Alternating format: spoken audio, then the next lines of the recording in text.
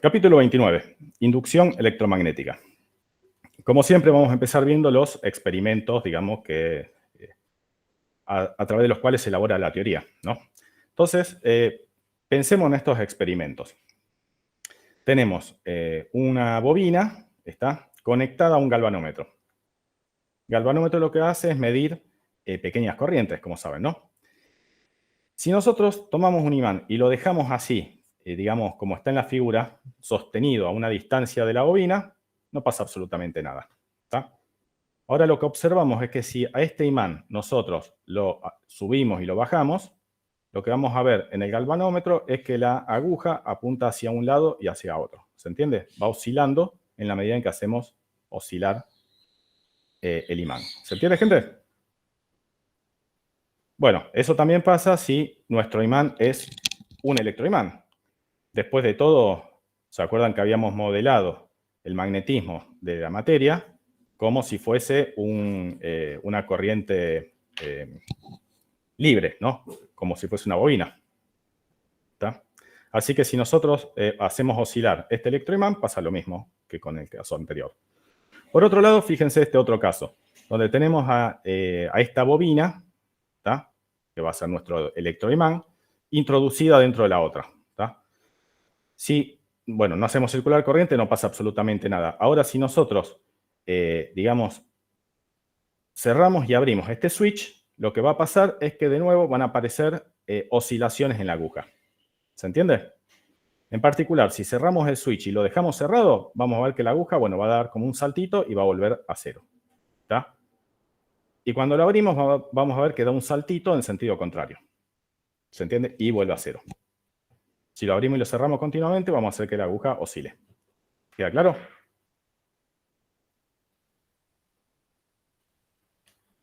Bueno, vamos a ver. Y en ese caso podemos darle corriente alterna al imán, al Claro, imán. sería como darle esto corriente alterna, ¿está? Solo que la corriente alterna, digamos, porque por ahí nosotros vamos a trabajar más adelante, es con forma sinusoidal y esto sería en forma de pulsitos, ¿no?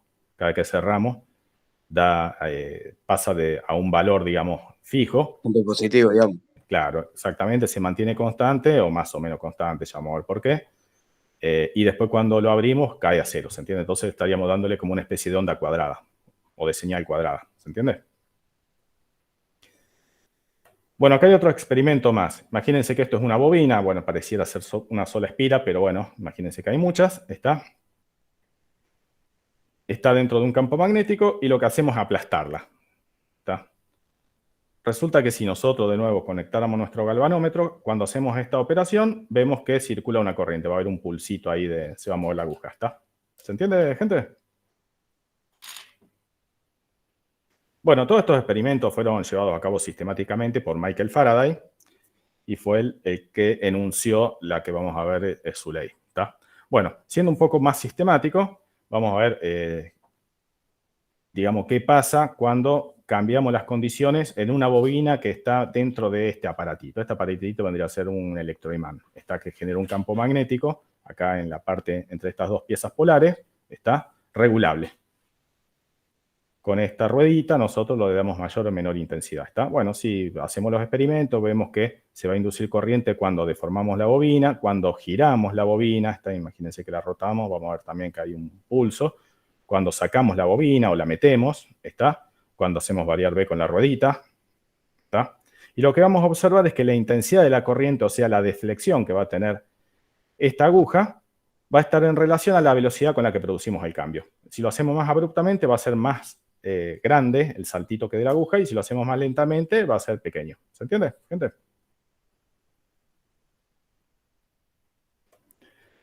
Bueno, también podríamos observar qué pasa cuando variamos la cantidad de espiras de nuestra bobina. ¿Está? Bueno, lo que vamos a observar es que va a ser proporcional al número de espiras. ¿Está? O sea que si tomamos una espira, qué sé yo, de 50, una bobina de 50 espiras y después tomamos una de 100, vamos a ver que en la de 100 el efecto va a ser el doble. ¿Se entiende? Bueno, el tema es que en todos estos experimentos que hicimos, hay una deflexión de la aguja del galvanómetro porque circula una corriente eléctrica, ¿está? Y para que circule una corriente eléctrica va a tener que haber algo que le impulse, una FEM. O podría ser un potencial eléctrico, pero bueno, no es el caso. En este caso va a ser una FEM, ¿está? Bueno, lo que podemos decir es que en todos los experimentos que hicimos recién, lo que hicimos fue inducir una FEM en el circuito, en la bobina con la que estuvimos trabajando. ¿Se entiende? Bueno, como acabamos de decir, esa FEM vamos a ver que va a ser proporcional al número de espiras. Si todas las espiras son iguales, entonces vamos a poder decir que la FEM total va a ser la FEM que se induce en una espira multiplicado por el número de espiras. Si no fuesen iguales, bueno, habrá que sumarlos y todos estos serán distintos, ¿se entiende?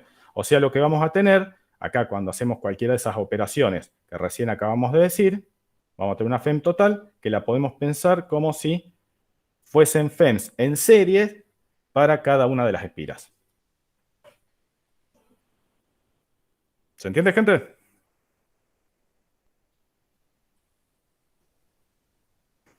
Ahora el tema está, bueno, ¿cómo calculamos la FEM de una espira? ¿Está? Bueno, eso es lo que nos va a decir Faraday. La ley de Faraday, debido a Michael Faraday, es esta que está acá. ¿Está? Nos dice que la FEM sobre una espira es igual a menos la derivada del flujo de campo magnético con respecto al tiempo. ¿Está? Entonces lo que tenemos que definir es básicamente algo para calcular el flujo. ¿Y qué va a ser? Va a ser esta área A, que va a estar representada por un vector. ¿Está? Esta área abierta, ¿está? Porque esto como vamos a estar calculando sobre, digamos, FEM sobre después espiras o algo por el estilo, lo que vamos a necesitar es un circuito, que va a ser el límite de esta área. ¿Está? Bueno, entonces vamos a tener esta área abierta, vamos a tener el borde, esta curva C, ¿está? Que van a estar relacionadas mediante la regla de la mano derecha. ¿Se entiende? Entonces lo que vamos a hacer nosotros en el término derecho es calcular el flujo de B sobre esta área, ¿está? Derivarlo con respecto al tiempo, le ponemos un signo menos y esto nos da la FEM. ¿Y sobre qué está referida la FEM? Sobre esta curva C. ¿Se entiende, gente? O sea, estas cantidades van a tener signo y esos signos van a estar en relación a un ente matemático. ¿Está? Algo que me va a dar un sentido. Bueno, el flujo va a estar en relación a este vector A. ¿Está? Y esta épsilon a esta curva C. ¿Se entiende, gente? Fíjense que los sentidos, esto que aclaré acá, de A y C, digamos, son arbitrarios, están vinculados por la regla de la mano derecha, están matemáticamente. Ahora, fíjense que los signos de la variación del flujo de B y de épsilon no siguen la regla de la mano derecha. Si quieren, pueden decir siguen la regla de la mano izquierda, debido a este menos. No se los aconsejo. Siempre trabajamos con la regla de la mano derecha y ponemos los menos, digamos, explícitamente. ¿Se entiende, gente? ¿Se acuerdan cuando estábamos trabajando con magnetismo que Gloria dijo, yo siempre pongo el pulgar en el sentido de la corriente, así me da todo positivo? Bueno, eso pueden hacerlo porque, digamos, si en ese caso toman una elección donde le da todo positivo, todo bonito, entonces, digamos, es como que hay una elección preferencial, la que hace que las ecuaciones sean más simples para lo que sería el área y la curva. ¿Está? En este caso, no.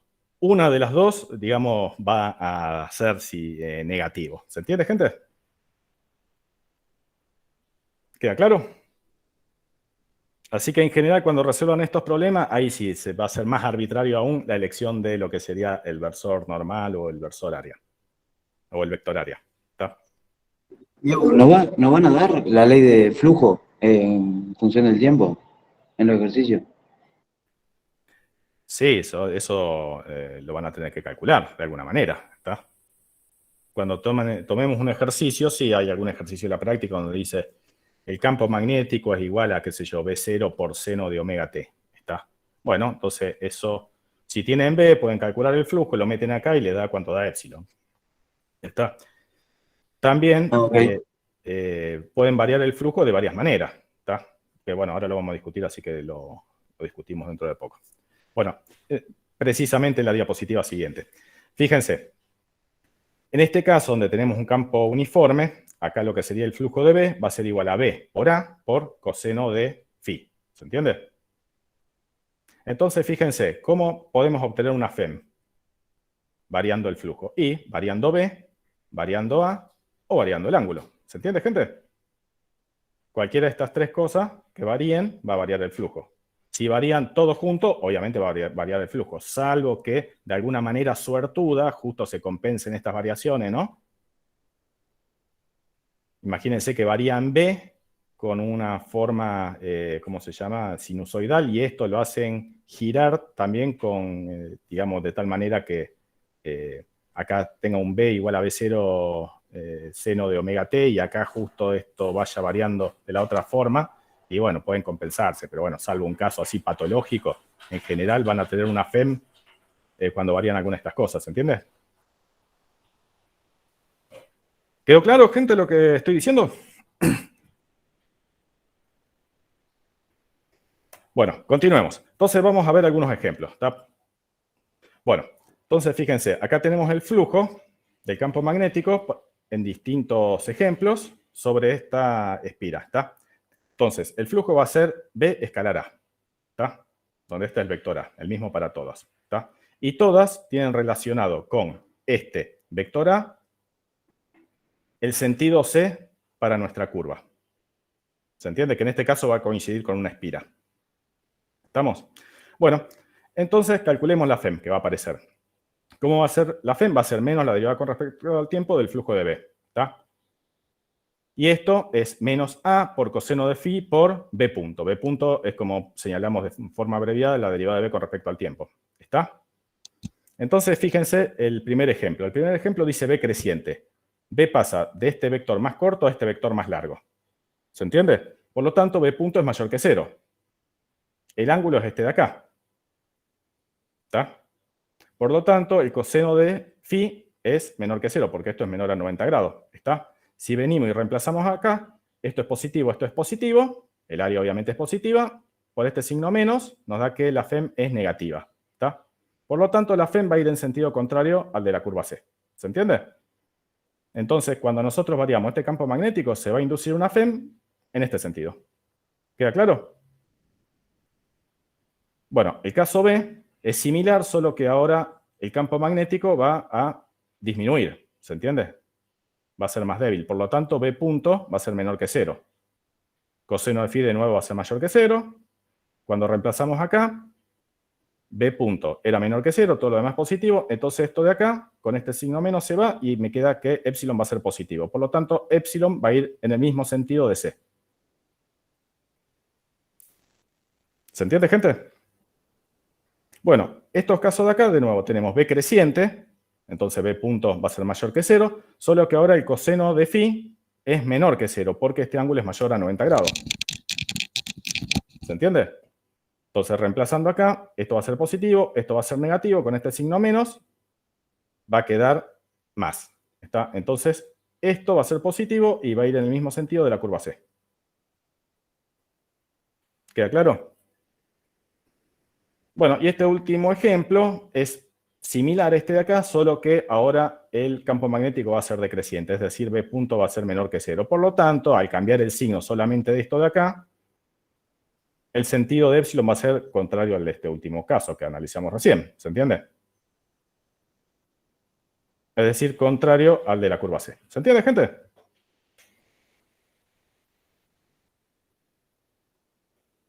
Hola, hola. Sí, profe. Buenísimo. Bueno, ese es el primer ejemplo donde variamos B. Ahora vamos a ver qué pasa cuando variamos el ángulo phi. ¿Está? Esto constituiría un alternador. ¿Está? Es una forma de, digamos, generar energía eléctrica. ¿Está? Entonces tenemos esta configuración. Tenemos un campo magnético que va de izquierda a derecha. ¿Está? Y tenemos una espira que la podemos hacer rotar. ¿Está? Esto de acá, bueno, es para que no se trencen los cables. Son dos círculos, ¿no? Que tocan con unas escobillas con rozamiento de tal manera que hagan un contacto móvil. ¿Está? Bueno, Entonces, el flujo de B va a ser igual a B por A por coseno de omega t. ¿Está? Si hacemos girar a esta espira con una velocidad angular constante. ¿Está? Bueno, ¿cómo calculamos la FEM? Bueno, hacemos la derivada de esto con respecto al tiempo y lo multiplicamos por un signo menos. ¿Está? Entonces, la derivada del coseno es menos seno. Con este menos se va. ¿Está? Y hay un omega que sale afuera por la regla de la cadena. ¿Correcto? Entonces nos queda que epsilon es igual a B por A por omega por seno de omega t. ¿Se entiende? Entonces, fíjense, acá tenemos graficado el flujo, la función coseno. ¿Está? Fíjense que está en relación a el vector este A. ¿Está? Fíjense que el vector acá va en el mismo sentido del campo magnético, por lo tanto, el coseno de phi es igual a 0. Perdón, a 1. Coseno de phi igual a 1. Phi igual a 0, el coseno de phi igual a 1. ¿Está? Y cuando está en sentido contrario, bueno, es menos 1. ¿Estamos? Bueno, y acá está graficado lo que sería epsilon, que sería como una función seno. ¿Está? ¿Se entiende? Fíjense en particular que epsilon es máximo cuando la variación de phi es máxima. ¿Está? Cuando esta pendiente es máxima. En realidad mínima en este sentido porque es negativa. ¿Se entiende? Cuando esta pendiente es negativa, en su máximo valor absoluto, tenemos la mayor epsilon. ¿Está? Lo mismo acá, en estos puntos. Y en estos puntos donde la tangente es plana, tenemos que la FEM vale 0. ¿Está? Ahora lo vamos a estudiar mejor en algún problema de la práctica. Bueno, el ejemplo 2' es, variamos phi, solo que ahora le ponemos este aparato de anillo partido, ¿se acuerdan? Que habíamos visto antes para el motor de corriente continua. Bueno, haciendo eso, fíjense que el flujo sobre la espira, si lo hacemos girar, va a ser la misma. Va a ser el mismo de antes, ¿está? Solo que al, digamos, cambiar los contactos esto cuando gira la espira, lo que podemos hacer es que esta FEM vaya siempre en el mismo sentido, ¿está? Entonces obtendríamos una FEM directa. Antes, en el caso anterior, en el alternador teníamos una FEM alterna. ¿Se entiende? Ahora lo que hacemos es rectificamos esta parte de tal forma que vaya siempre en el mismo sentido. ¿Está? Y si se fijan y comparan con el motor de corriente directa que habíamos visto antes, es el mismo dispositivo. ¿Se entiende? Por lo tanto, este aparato en realidad es una máquina reversible. Este aparatito lo podemos utilizar tanto como generador o como motor. ¿Está? Si nosotros acá le proveemos una diferencia de potencial y hacemos circular una corriente, esto va a empezar a girar. Ahora, por otro lado, si lo hacemos girar y, digamos, y acá ponemos un voltímetro, vamos a ver que se genera una diferencia potencial. Y si ponemos un circuito, va a circular corriente. ¿Se entiende, gente? Fíjense, hagan la prueba si tienen un motorcito de algún juguete, esos que andan a pila, y tienen un tester. Pongan las puntas del tester en los bornes del motorcito y háganle girar el eje. Y van a ver que van a medir algo. ¿Está?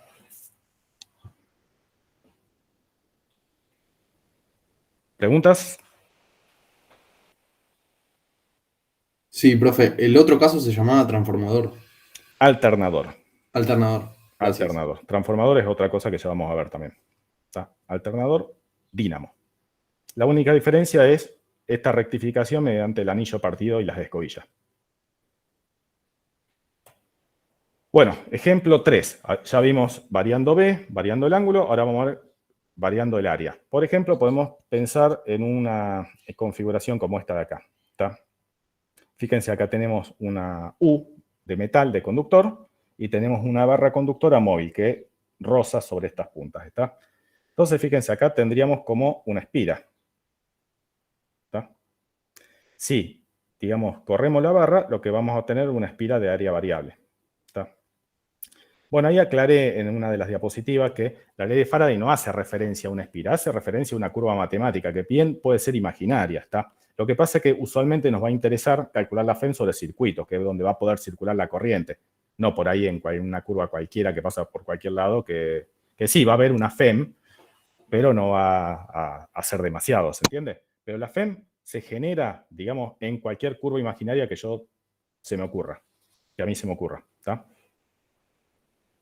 ¿Se entiende? Bueno, entonces en este tendríamos un caso, si nosotros ponemos acá nuestra curva imaginaria sobre, digamos, la U esta y sobre esta barra, vamos a tener que considerar para calcular, por ejemplo, la FEM en esta parte del circuito, vamos a tener que considerar una curva, digamos, elástica, que va a ir moviéndose, deformándose junto con nuestro circuito a medida que avance esta barra. ¿Se entiende? Esta curva de acá, por ejemplo. Esta curva azul, C, que yo considero, va a estar siempre pegada al circuito real. ¿Está? Entonces se va a ir estirando a medida que se mueve esta barra. ¿Está? Entonces, ¿cuánto va a valer el flujo de B sobre ese circuito? Bueno, va a ser igual a B por A directamente. Está acá el ángulo es 0, así que directamente el flujo de B es B por A. ¿Está? Ahora esta área va cambiando en el tiempo. ¿Está? Va a ser igual a B por L por X, y como esta X se va a ir incrementándose con velocidad constante, va a ser igual a B por L por B por T. ¿Se entiende? Bueno, ¿qué vamos a hacer? Vamos a derivar con respecto al tiempo y le ponemos un menos. ¿Está? Entonces, vamos a tener que la FEM va a ser igual a menos B por L por B. ¿Se entiende? ¿Qué es lo que está señalado acá? Si se fijan, este menos significa que va a ir en sentido contrario al de la curva C. ¿Se entiende, gente? Por eso les decía que acá, fíjense, yo elegí el vector A de tal manera de que el flujo sea positivo, pero la FEM me dio negativa, gracias a ese signo menos de acá. ¿Está? Si yo hubiese elegido de tal manera de que esta FEM me diera positiva, bueno, pero el flujo tendría que haber sido negativo. Por eso les digo, como en este caso tenemos un signo menos, es más difícil buscar, digamos, el sentido ese preferencial que hace que todo sea positivo y lindo. Usualmente algún signo menos aparece en algún lado. ¿Está? Y acá es donde más sentido tiene ser cuidadoso en la interpretación del sentido final. ¿Se entiende, gente?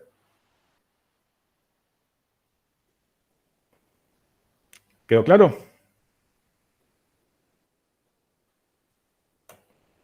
Bueno, ley de Lenz. Damos la ley de Lenz y después hacemos un ejercicio. ¿Está? Bueno, la ley de Lenz. ¿Qué nos dice la ley de Lenz? El Lenz nos dice que el sentido de cualquier efecto de inducción magnética es el que se opone a su causa. ¿Está?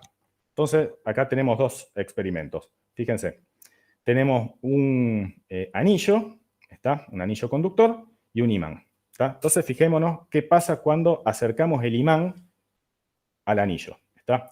Fíjense, por un lado, si acercamos el imán, el flujo de B, pensándolo hacia abajo, va a aumentar. ¿Se entiende? Porque al acercar esto, digamos, estamos acercando un mayor campo magnético, un campo magnético más intenso. ¿Se entiende, gente? Sí, sí. La cuestión es que, bueno, acá vamos a inducir una corriente eléctrica sobre el anillo y lo que va a tratar de hacer esta corriente es contrarrestar el cambio. ¿Está? Entonces, el campo magnético generado, porque cada vez que se genera una corriente se va a generar un campo magnético. El campo magnético que se genera al circular esta corriente va a oponerse, va a tener su propio flujo y va a oponerse al cambio de flujo. O sea, si este flujo trata de crecer para abajo, esto va a tratar de crear un flujo hacia arriba. ¿Se entiende? Por eso el campo magnético acá tiene que ser para arriba, para que se oponga de acuerdo a la ley de Lenz. Por otro lado, podemos pensarlo a través de lo que sería la fuerza. Fíjense. Acá, si yo acerco el imán, ¿está?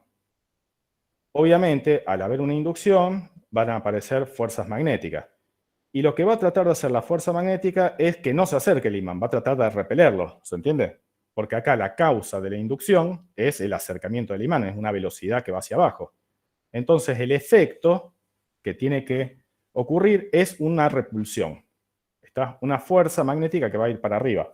Fíjense que para que haya una repulsión, esto de acá tendría que comportarse como un imancito cuyo polo norte tendría que estar hacia arriba. ¿Se entiende? Y el polo sur hacia abajo. Para que ocurra eso, su momento magnético va a tener que estar hacia arriba. Es decir, su campo magnético va a tener que estar hacia arriba, como está acá. ¿Se entiende? Entonces, la ley de Lenz me fija, digamos, indirectamente el sentido de esta corriente. Debido a que se tiene que cumplir eso. ¿Está? En definitiva, fíjense que esto funciona como una especie de rozamiento, por decirlo de alguna manera. Se va a oponer a la velocidad. ¿Está? Si yo trato de acercar esto, es como que me lo va a tratar de repeler. ¿Está? Bueno, si hacemos el mismo análisis acá, obtenemos lo mismo. Acá al imán lo llevamos para arriba. ¿Está? Si lo alejamos, lo que va a tratar de hacer este anillo es atraerlo. ¿Está? Para atraerlo, lo que va a ocurrir es que tendría que comportarse como un imán que tenga su polo norte arriba y su polo sur abajo. ¿Está? Y para que ocurra eso, la corriente va a tener que circular en este sentido. ¿Se entiende? Gente. Entonces lo podemos ver desde cualquier punto de vista. Desde el punto de vista de que va a tratar de contrarrestar el flujo. ¿Está? O sea, si el flujo crece en un sentido, va a tratar de crear un flujo contrario. O también lo podemos ver desde el punto de vista de la fuerza. Entonces ya podemos anticipar cuál va a ser el sentido de la fuerza magnética que va a aparecer por la inducción. ¿Se entiende? Eso va a ser muy útil porque nos va a servir también para chequear si lo que hicimos por la ley de Faraday, ¿no? Que es más matemática, está bien. Y también para entender mucho mejor el fenómeno. ¿Se entiende? Bueno, y acá es lo mismo, solo que, digamos, los imanes están invertidos y las velocidades también. ¿Está? Claro, el mismo imán, le invertimos la velocidad. ¿Está? Y lo mismo para el otro caso. ¿Se entiende? Bueno, no tiene sentido que lo analicemos con tanto detalle porque, digamos, es totalmente idéntico. ¿Quedó claro, gente? Bueno, vamos a ver el caso este de acá. ¿Qué pasa con la corredera? Esto podemos decir que son dos rieles y esto es una corredera. ¿Está? Bueno, ¿qué pasa si dentro de un campo magnético hacemos correr a la corredera con velocidad constante? Bueno, por ley de Lenz va a tener que aparecer una fuerza magnética que va a tratar de oponerse al movimiento. ¿Se entiende? Bueno, este problema lo analizamos recién y obtuvimos que la FEM va a ir en este sentido. ¿Está? Entonces, fíjense, si esto es conductor, por acá va a circular una corriente eléctrica, como está graficado acá. ¿Está? Entonces, si hacen I vectorial B, ¿está? En el sentido este de L, o mejor dicho, I por L vectorial B, les va a dar una fuerza que va a ir en este sentido, ¿está? Tal cual anticipa Lenz. ¿Se entiende, gente?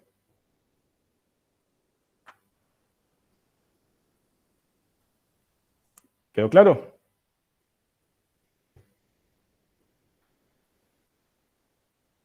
¿Preguntas?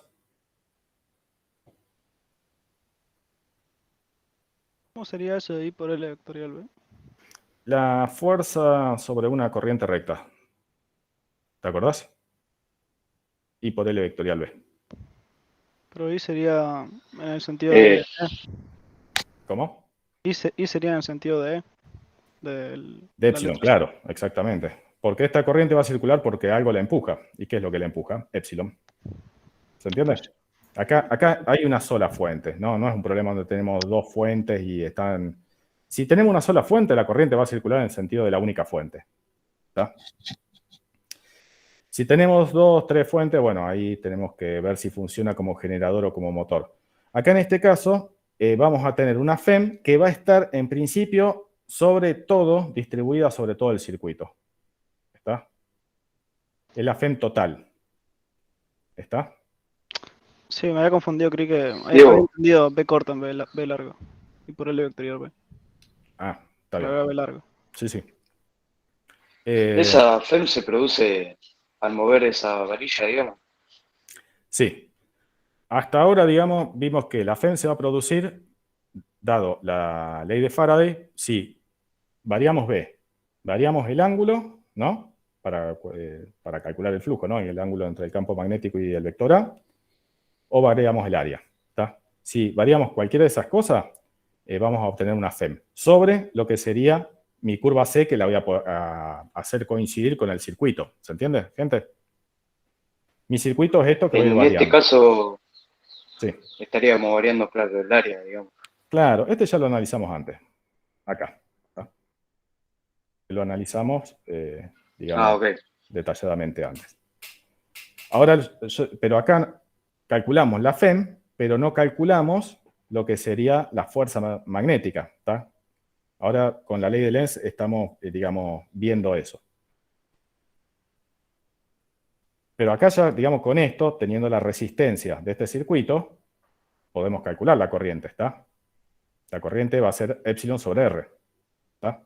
En el mismo sentido de la FEM. La FEM va a ir así, ¿está? Se establece una corriente y en base a eso nosotros calculamos esta fuerza magnética, ¿está? Bueno, Lenz nos anticipa cuál va a ser el sentido de esta fuerza magnética. ¿Cuál va a ser? El opuesto a B. ¿Está? Porque B, esta velocidad, esta B de velocidad, lo que pasa es que como justo son las dos B, ¿no? Por ahí puede haber cierta confusión. Esta B de velocidad es la causa del fenómeno de inducción. ¿Está? Esta fuerza es uno de los efectos. ¿Está? ¿Qué nos dice Lenz? Que los efectos tienen que oponerse a la causa. ¿Está? ¿Se entiende, gente? Digo, es uno de los efectos porque obviamente va a haber muchos efectos. Si yo considero el cambio de flujo, bueno, podría decir que ese también es un efecto, ¿no? O el flujo inducido. En realidad el cambio de flujo sería la causa, una de las causas, ¿no? Y el flujo inducido sería el efecto. Podrían pensar eso, ¿no? Que es un flujo magnético que está aumentando, porque está aumentando el área. Entonces, claro, si se opone a la causa, esa corriente inducida, esa I que aparece, me va a tener que dar un campo magnético en sentido contrario al B que está entrando, porque la causa es que el área está aumentando, ¿no? El flujo está aumentando. Entonces, si se opone, lo voy a querer disminuir. Lo va a querer disminuir. Para poder disminuirlo, el sentido de la corriente tendrá que tener un sentido que me dé un campo magnético en contra del que está.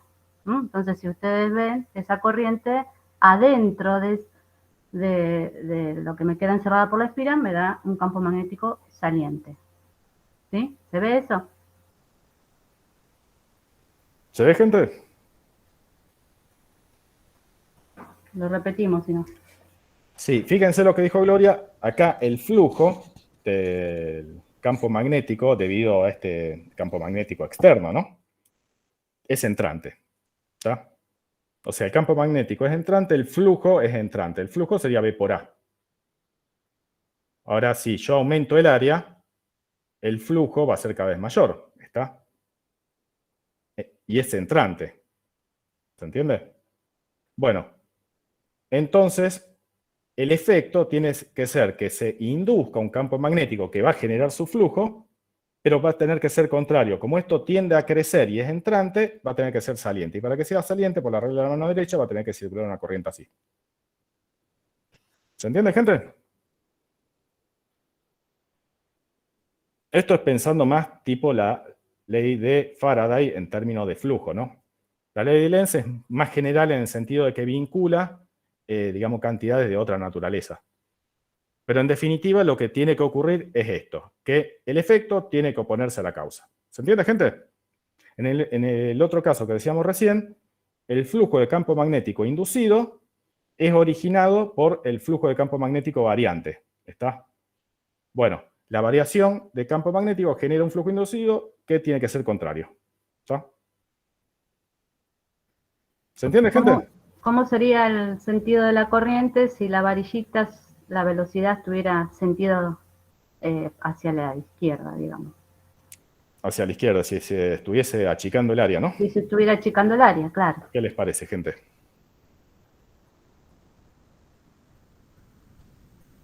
La causa que lo produce, ¿cuál es? A esa FEM. Un flujo que estaría disminuyendo. Tiene que variar el flujo para que haya FEM, ¿no? Entonces, bueno, ¿qué les parece?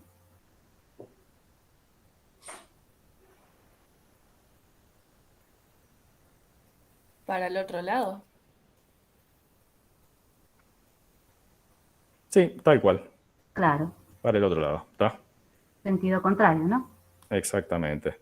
Ahí lo tiene que ayudar al campo. Esa corriente I me va a tener que dar un campo magnético entrante. Como está disminuyendo el flujo, lo quiero aumentar. ¿Mm?